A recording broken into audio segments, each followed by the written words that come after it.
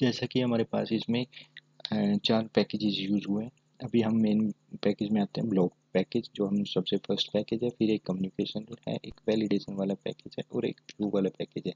अगर मैं स्टार्ट करना चाहूँ तो मैं आपको एक बार क्लासेस के स्ट्रक्चर दिखा देता हूँ, जो कि मैं डायग्राम में भी कुछ हद तक आप लोगों को दिखा चुका हूँ। अभी ये हमारे पास क्या होती है, एक लॉगिन स्टेट क्लास होती है। लॉगिन स्टेट हमारे पास ये एक सिंपल, आप अपने अकॉर्डिंग इसमें वेरिएबल्स डिफाइन कर सकते हो। जैसे मैंने क्या लिया है इसमें, string user name, password, response. ठीक है, ये लॉगिन स्टेट के अंदर हमने कंस्ट्रक्टर के अंदर पैरामीटर्स डाले हैं। और ऐसे ही एक लॉगिन इवेंट क्लास है। इस लॉगिन इवेंट क्लास के अंदर क्या है हमारे पास, username this dot password. Means जो भी इनपुट से वैल्यू आएंगी वो कहाँ पे आएंगी, लॉगिन इवेंट के थ्रू हमारे पास इनपुट वैल्यूज आएगी। और एक हमारे पास है लॉगिन ब्लॉक क्लास।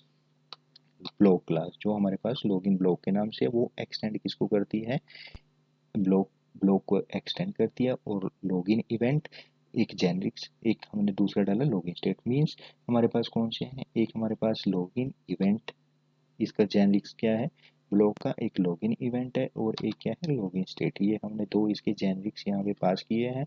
अभी क्या हो रहा है यहाँ पे, एक हमने विद कीवर्ड से एक वैलिडेशन मिक्सिंग क्लास, जिसमें हमने वैलिडेशन लॉजिक्स लिखे हैं, वो हमने इसको एक तरह से एक्सटेंड कर लिया है। और एक हमने सर्वर कम्युनिकेशन, जो हम सर्वर से कम्युनिकेट करते हैं कि हमें फॉर्म भर दिया, हमने फिल कर दिया, वैलिडेशन सक्सेस होगी, तो सर्वर से जैसे ही कम्युनिकेशन करानी है वो किसके थ्रू होगी, सर्वर कम्युनिकेशन के थ्रू।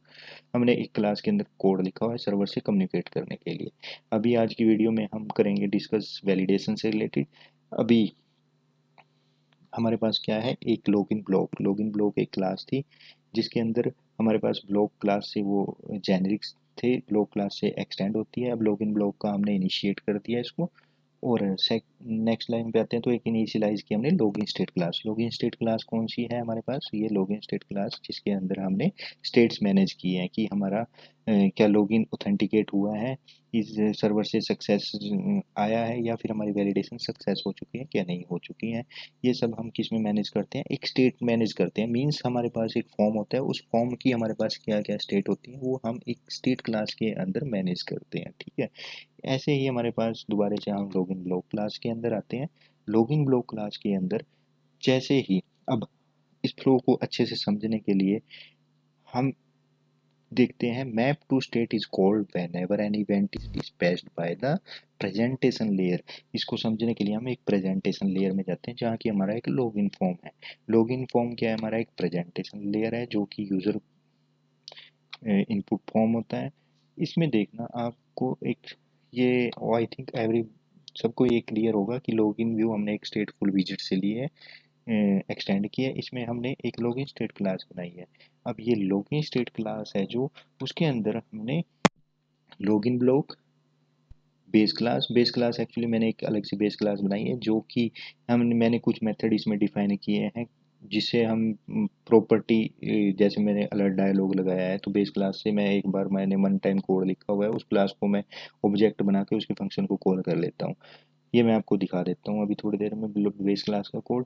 अभी हमारे पास लॉगिन ब्लॉक क्लास है जो आप लोग देख चुके हैं, उसका मैंने एक ऑब्जेक्ट बनाया login block init state method के अंदर, जो कि एक ओवरराइड मेथड है किसका, स्टेट क्लास का।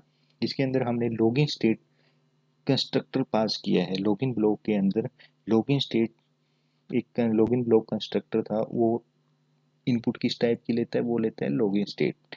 लॉगिन स्टेट कंस्ट्रक्टर क्या है हमारे पास, लॉगिन स्टेट का कंस्ट्रक्टर क्या है, ये कहता है कि इसमें हमें एक सक्सेस चाहिए, एक यूजर नेम चाहिए, एक पासवर्ड चाहिए, एक रिस्पॉन्स चाहिए। अभी के लिए मैंने क्या पास कर दिया, फॉल्स, खाली पैरामीटर, जो मेरे पास एम्प्टी पैरामीटर से वो मैंने डाल दिए, क्योंकि मेरे को इनिशियलाइज करना है अभी किसको, लॉगिन ब्लॉक को। सेम थिंग है मेरे पास बेस क्लास, मैंने एक सिंपल बेस क्लास का कंस्ट्रक्टर बनाया। ये कंट्रोलर होते हैं, text editor controller. Text editor controller basically करते क्या है, ये इनपुट लेते हैं जब हमें फॉर्म से इनपुट लेनी होती है। जैसे हम नॉर्मल जावा के अंदर क्या काम करते हैं, हमें जैसे text view dot gate text करते हैं, बट इसके अंदर क्या होता है, हमें कंट्रोलर के थ्रू इनपुट गेट करते हैं उस टेक्स्ट फील्ड से।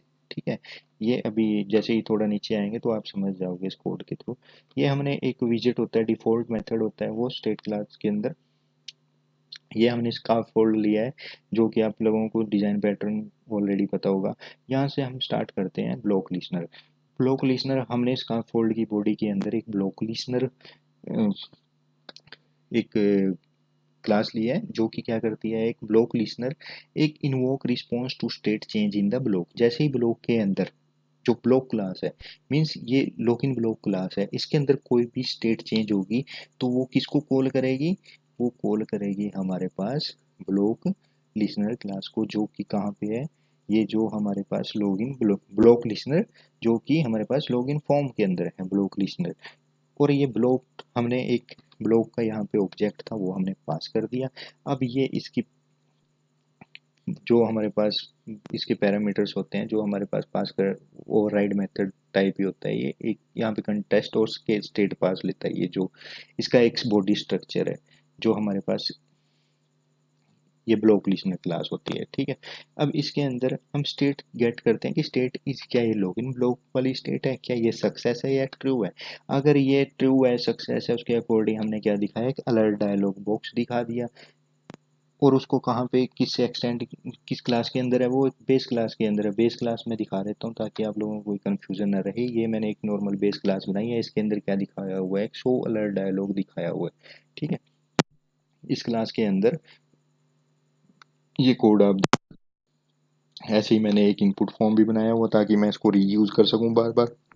ये अभी आप लोगों को मैं बाद में डिस्कस करता हूँ, क्योंकि अभी हमारा आज का टॉपिक है कि हमें ब्लॉक पैटर्न कैसे काम करता है।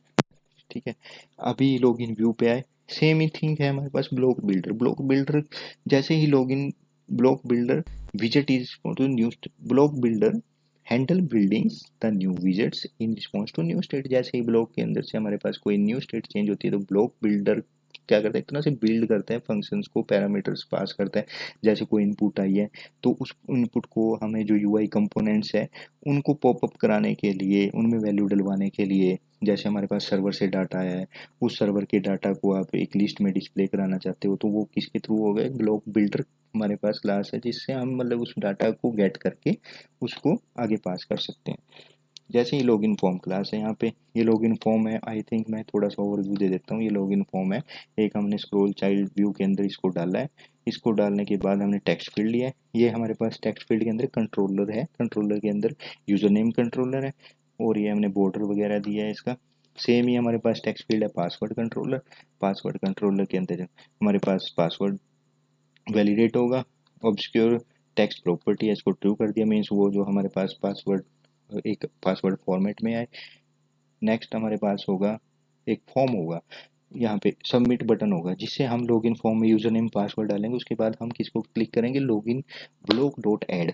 मीन्स ये इनपुट स्ट्रीम के अंदर क्या कर रहा है, एक डाटा डाल रहा है, जो कि क्या करेगा, लॉगिन इवेंट क्लास को कॉल करेगा। लॉगिन इवेंट क्लास किसको, जो मैं स्टार्टिंग में आप लोगों को स्ट्रक्चर बता रहा था कि ब्लॉक पैटर्न कैसे काम करता है एक डायग्राम से, वही यहाँ पे चीज़ है। अब यहाँ पे आप देख सकते हो लॉगिन ब्लॉक क्लास के अंदर एक हमने ऐड कराया है स्ट्रीम के अंदर लॉगिन इवेंट।